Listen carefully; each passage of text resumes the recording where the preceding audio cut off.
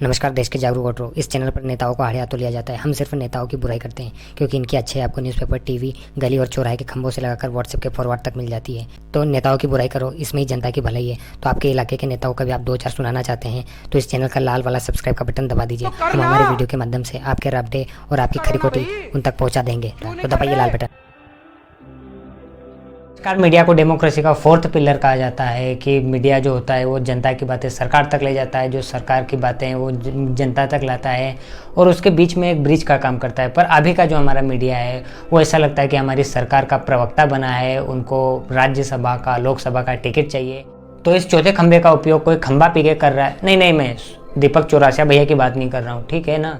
या फिर कोई थक जाता है तो वो टॉनिक लेकर इसका उपयोग कर रहा है, या फिर हमारे जो चीफ वाले भैया है वो इसको लगातार झूठा प्रोपेगेंडा के नाम पर चला रहे हैं। ये जो हमारे न्यूज़ चैनल है ये सिर्फ टीआरपी के पीछे भागते हैं। इनको ज़्यादा से ज़्यादा टीआरपी चाहिए। ये काम की बात नहीं करेंगे, जनता के जो मुद्दे हैं उनकी बात नहीं करेंगे। ये बस सरकार को बचाने की बात करते हैं।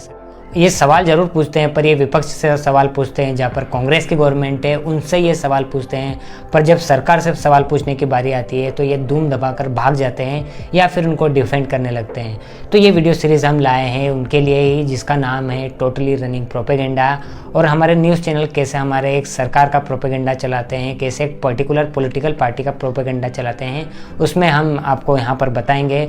तो कभी आपको ये वीडियो अच्छा लगे तो आप इसको ज़्यादा से ज़्यादा शेयर करें, लाइक करें, और कभी आप हमारे चैनल पर नए आए हैं तो इसका लाल वाला बटन दबा दो, सब्सक्राइब कर दो, ताकि हम हमारा जो न्यूज़ चैनल है उसकी जो खुफिया जानकारी है वो आपको बता सके। और कभी आपको हमारा काम अच्छा लगता है, आप हमें सपोर्ट करना चाहते हैं और डोनेट करना चाहते हैं तो यूपीआई की लिंक हमने डिस्क्रिप्शन बॉक्स में दे दी है, तो आप वहां जाकर हमें डोनेट कर सकते हैं और सपोर्ट कर सकते हैं। तो इस वीडियो को आखिर तक देखिए। आपको जैसे कि पता होगा कि 5 राज्यों में चुनाव आ चुके हैं, सब नेता रैलियों में परेशान है और सबसे ज़्यादा इसमें जो परेशान है, बिजी है, वो हमारे प्रधानमंत्री जी। तो ऐसे ही हमारे प्रधानमंत्री जी पंजाब में एक रैली करने जा रहे थे। दरअसल ये हुआ था कि प्रधानमंत्री पहले प्लेन से भटिंडा एयरपोर्ट तक गए, फिर भटिंडा एयरपोर्ट से उनको बाई प्लेन ही हुसैनी वाला जाना था, पर ख़राब मौसम की वजह से वो जा नहीं पाए। और फिर जो डिसीजन लिया गया, हमको ये नहीं पता है कि ये डिसीजन खुद प्रधानमंत्री जी ने लिया, गृह मंत्री जी ने लिया है, या फिर जो उनका प्रोटेक्शन करते, जो उनकी सिक्योरिटी करते हैं एसपी जी, उन्होंने लिया और बाय रोड उनको वो हुसैनी वाला तक ले गए। हुसैनी वाला पहुंचने से ही पहले उनको पता चलता है कि उनका रास्ता ब्लॉक कर दिया गया, कुछ लोग प्रोटेस्ट कर रहे हैं। आप जैसे वीडियो में भी देख सकते हैं कि रोड ब्लॉक था, वो काफ़ी लगभग 15-20 मिनट तक वहां पर खड़े रहे। और भारत के इतिहास में पहली बार ऐसा हुआ कि कोई प्रधानमंत्री को 20 मिनट ऐसा इंतजार करना पड़ा। सही में देखा जाए तो प्रधानमंत्री की सुरक्षा में ये बहुत बड़ी एक चूक थी और इसके लिए जो भी जिम्मेदार लोग हैं उनको सज़ा मिलनी चाहिए, चाहे वो गृह मंत्रालय हो या फिर एसपीजी हो या फिर पंजाब की गवर्नमेंट हो या जो पंजाब के जो पुलिस ऑफिसर थे, उनको सबके ऊपर इंक्वायरी की जानी चाहिए और पता लगना चाहिए। उन वीडियोस में हम देख सकते हैं कि पुलिस प्रोटेस्टर लोगों के साथ चाय पी रही है, वहाँ पर खड़ी है, पर उनको साइड नहीं कर रही है, हटा नहीं रही है, रोड क्लियर नहीं कर रही है। और एक वीडियो ये भी आया था जिसमें ये पता चला था कि कुछ बीजेपी के कार्यकर्ता वहाँ पर आ गए थे जिनके हाथ में बीजेपी का झंडा था। लोग मोदी जिंदाबाद के नारे लगा रहे थे, भाजपा जिंदाबाद के नारे लगा रहे थे, और प्रधानमंत्री जी हुसैनी वाला नहीं जा पाए, उन्होंने अपनी रैली नहीं की और वो भटिंडा एयरपोर्ट वापस आ गए। अब उन्होंने पता नहीं ये स्टेटमेंट दिया या नहीं, पर ऐसा कहा गया कि कोई ऑफिशियल ने ये कहा है और पता नहीं कौन से अनाम से पत्रकार को और कौन से मीडिया हाउस को ये बताया है कि प्रधानमंत्री जी ने ये कहा है कि अपने सीएम को थैंक यू कह देना कि वो यहाँ से ज़िंदा लौट पाए। अब जैसे ये स्टेटमेंट बाहर आया पूरे देश में तहलका मच गया।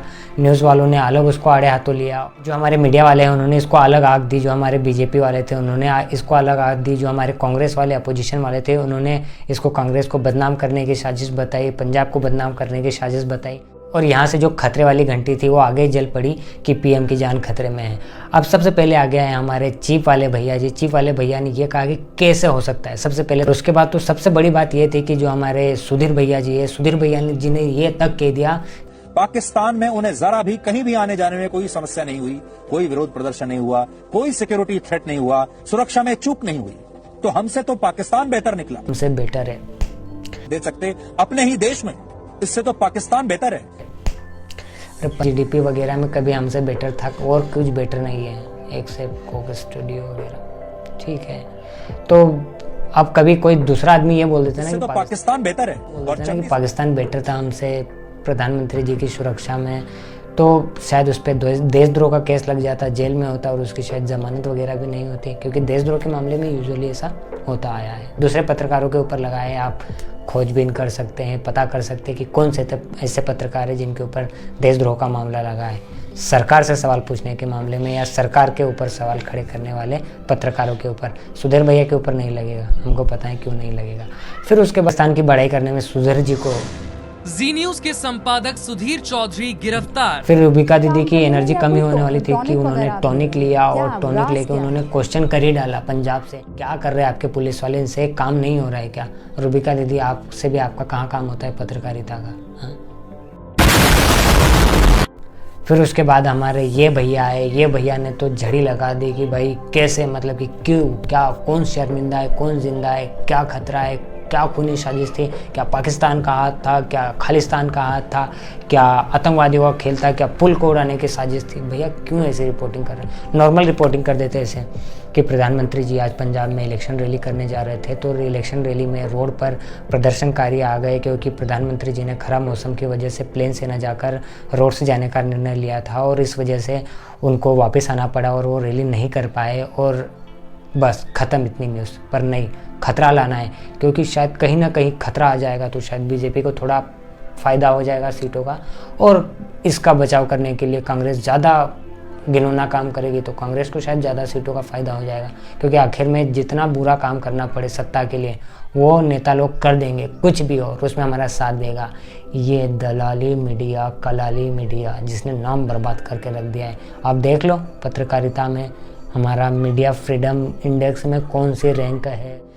अमन भैया ने तो झड़ी लगा दी सवालों की कि भाई पीएम जिंदा है, कांग्रेस शर्मिंदा है। हम भी शर्मिंदा है आप जैसे लोगों की पत्रकारिता के ऊपर। थोड़ा काम की पत्रकारिता करो, सवाल पूछो, आप गृह मंत्रालय से सवाल पूछो, एसपीजी से सवाल पूछो, पंजाब की गवर्नमेंट से भी पूछो, पुलिस से पूछो, सबसे पूछो, पर नहीं सिर्फ पंजाब गवर्नमेंट के ऊपर होना चाहिए, क्योंकि बेचारी वो कांग्रेस पार्टी की सरकार है तो सवाल पूछना जायज़ है। और इसमें अब जो सिक्योरिटी का जो मेन होता है पीएमजी की, वो होता है गृह मंत्रालय के हाथ में, और अलग लेवल की एक सिक्योरिटी होती है जिसमें एसपीजी जो सिर्फ हमारे प्रधानमंत्री जी को सिक्योरिटी प्रोवाइड करती है, तो ये अलग लेयर में होती है और पूरा जिम्मा इसके ऊपर होता है। पर जो लोकल जिम्मा होता है जहाँ पर जाता है वो पुलिस की होती है, तो इसके लिए जो भी जिम्मेदार होगा, जब इंक्वायरी बैठेगी तो सामने आएगा कि इसके लिए कौन जिम्मेदार है, कौन पुलिस वाले, एसपीजी, गृह मंत्रालय। हालांकि गृह मंत्री का कुछ होने वाला नहीं है, क्योंकि हमारे यहाँ पर जो एक गृह मंत्री है राज्य वाले, तो उनके बेटे गाड़ी भी चढ़ा देते हैं लोगों के ऊपर, तो उनका कुछ नहीं बिगड़ता है। लोग उनको बोलते हैं कि रिज़ाइन करो, पर वो अपनी कुर्सी पर बैठे रहते हैं। तो देशद्रोही कौन हुए?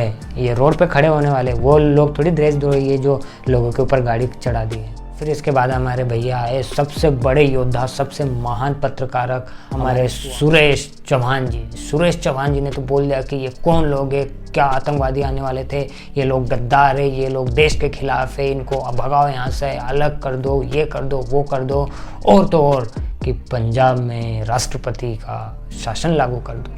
गजब भैया, राष्ट्रपति शासन ऐसे नहीं लागू हो जाता कि सुरेश चौहान जी भैया ने बोला और लागू हो गया। उसकी एक प्रोसेस होती है, आप जाके पढ़ लेना, ठीक है। अलग अलग टाइप से राष्ट्रपति शासन लगता है ना, जानकारी ले लो थोड़ा, गोदी मीडिया कहीं का।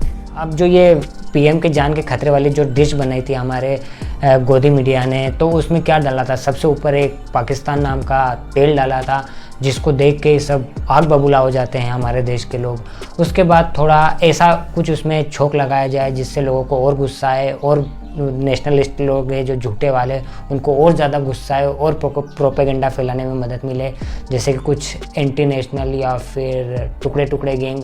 तो यहाँ पर उन्हें सहायता ली थोड़ी सी खालिस्तान की, कि क्या कहीं ये खालिस्तान का हाथ तो नहीं है इसमें, कहीं वो पुल को तो नहीं उड़ाने वाले थे, या फिर कहीं कोई आसपास की होटल में या फिर कोई आसपास की जगह में कोई टेररिस्ट तो नहीं छुपे हुए थे, या ये कब से साजिश चली आ रही थी। उसका एनिमेशन भी निकाल दिया हमारे वो चिप वाले भैया की, ये देखिए ये हो सकता था।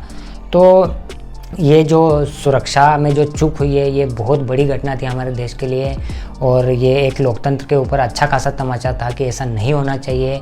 और जो ये स्टेटमेंट आया था कि मैं ज़िंदा लौट आया हूँ, ये एक शायद कहीं अच्छा नहीं था हमारे देश के लोकतंत्र के स्वास्थ्य के लिए। और ऐसे जो बेबुनियाद स्टेटमेंट है वो हमारे लोगों को नहीं देने चाहिए, क्योंकि इससे खलबली मचना आम बात है, आसान बात है। और जो मीडिया उसमें फूंक मारता है, घी मारता है, जिससे ज़्यादा आग फैलती है, तो इससे थोड़ा सा बचना चाहिए हमारे नेताओं को। पर चुनाव में तो लोग क्या क्या बोल जाते हैं, क्या क्या कह जाते हैं, बाद में फिर उसको जुमला साबित कर देते हैं। तो मीडिया ने पंजाब की गवर्नमेंट को, पंजाब के लोगों को, किसानों को, जो भी प्रोटेस्ट कर रहे थे उनको बदनाम करने में कोई साजिश नहीं छोड़ी। पूरा जान लगा दिया उसमें कि कितना बदनाम कर सकते हैं उतना बदनाम करेंगे यहाँ के लोगों को। अब हमको पता है कि 1990 में, 80 में के दशक में वहाँ पर क्या हुआ था, इंदिरा गांधी की डेथ के बाद क्या हुआ था, वहाँ पर कैसे लोग टेररिज्म वगैरह से कैसे जूझ रहे थे। और अभी थोड़ी शांति बहाल हुई है 90 के बाद में। तो अब लोग और चाहते हैं, ये मीडिया और चाहता है कि वहाँ पर थोड़ा पोलराइजेशन करके और वहाँ पर सरकारों में थोड़ा दखल किया जाए, अपनी सरकारें बनाई जाए। और जो हमारे नेता लोग होते हैं वो तो इतने गिरे हुए हैं कि वो सत्ता पाने के लिए कुछ भी कर सकते हैं, किसी को भी मरवा सकते हैं, किसी के ऊपर कुछ भी लाछन लगा सकते हैं, कुछ भी बेबुनियाद बातें बोल सकते हैं। तो आपको ऐसे लोगों से थोड़ा सा बचना चाहिए, क्योंकि हमारा जो पंजाबी है वो, पंजाब हमारे देश का एक अभिन्न हिस्सा है। वो मतलब कि वहाँ के लोग कितने चिल होते हैं यार, तो जो हमारे देश में ये चला आ रहा है कि ऐसा होना चाहिए, ये सब चलता रहेगा, कोई दिक्कत